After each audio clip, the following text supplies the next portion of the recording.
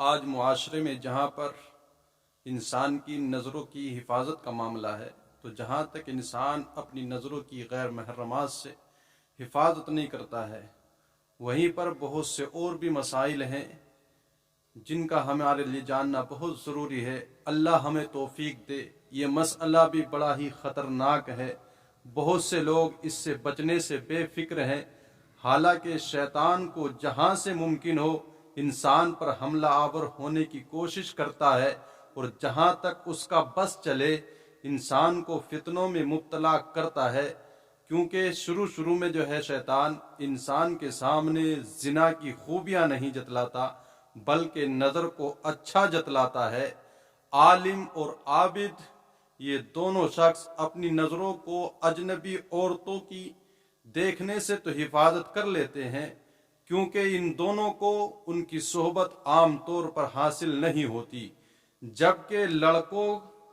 کہ ان کے اختلاط ہوتا رہتا ہے، ملاقات ہوتی رہتی ہے۔ اس لیے ان کو لڑکوں کے فتنے سے بہت بچتے رہنا چاہیے۔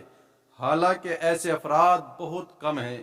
جو اس فتنے سے بہت کم بچے ہیں۔ بہت سے لوگوں کے عزم مصمم پختہ ارادے ٹوٹ چکے ہیں۔ ایسے افراد بہت کم ہیں جو اس فتنے سے قریب ہو کر بھی محفوظ رہے ہیں۔ حضرت انس رضی اللہ تعالی عنہ کا ارشاد ہے، رسول کائنات صلی اللہ تعالی علیہ وسلم نے ارشاد فرمایا، لا تجالسوا ابناء الملوک فإن الانفس تشتاق الیہم ما لا تشتاق الی جوار الاتاقیق۔ حضرت انس رضی اللہ تعالی عنہ سے روایت ہے، رسول کریم صلی اللہ تعالی علیہ وسلم نے ارشاد فرمایا، تم شہزادوں اور امیر زادوں کے پاس نہ بیٹھا کرو، کیونکہ نفس ان کو دیکھنے کی اتنی ہی خواہش رکھتے ہیں کہ اتنی خواہش خوبصورت لونڈیوں کو دیکھنے کی بھی نہیں رکھتے۔ اور حضرت ابو ہریرہ رضی اللہ تعالیٰ عنہ سے روایت ہے، رسول کائنات صلی اللہ تعالیٰ علیہ وسلم نے ارشاد فرمایا، نہا رسول اللہ صلی اللہ تعالیٰ علیہ وسلم ان یحد الرجل النظر الی الغلام الامرد۔ حضور نے اس سے منع فرمایا کہ انسان کسی بے ریش بغیر داڑھی والے امرد لڑکے کے پاس بیٹھے۔ حضرت حسن بن ذکوان کا بیان ہے، آپ فرماتے ہیں تم امیروں کی اولاد کے قریب نہ بیٹھا کرو،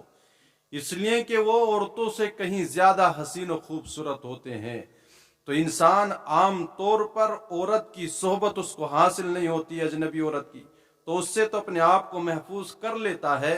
لیکن لڑکوں سے عام طور پر اس کی ملاقات ہوتی رہتی ہے، اس لیے کہ ان کی خوبصورتی کنواری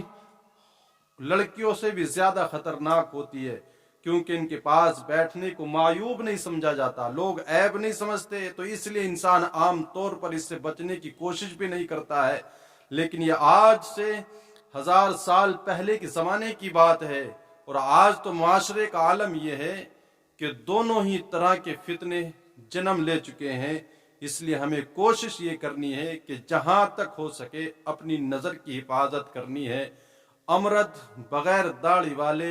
لڑکوں کے پاس بیٹھنے جہاں فتنے کا اندیشہ ہو اس سے بھی بچنا چاہیے۔ خاص طور سے عالم اور عابد کے لیے پیغام ہے، اس لیے کہ اجنبی عورت کی صحبت تو اسے عام طور سے حاصل نہیں ہوتی اور اس فتنے سے بچا رہتا ہے، اس لیے کہ معیوب سمجھا جاتا ہے ان کی صحبت کو، لیکن ان لڑکوں سے ان دونوں کی ملاقات ہوتی رہتی ہے، اور بہت سارے کتنے لوگوں کے قدم یہاں پھسل چکے ہیں، بہت سے لوگ اس فتنے میں مبتلا ہو چکے ہیں۔ اس لیے ہمیں خاص طور سے کوشش کرنی ہے، جہاں اجنبی عورت سے ہمیں اپنی نظر کی حفاظت کرنی ہے، وہی اس فتنے سے بھی دور رہنے کی کوشش کرنی ہے۔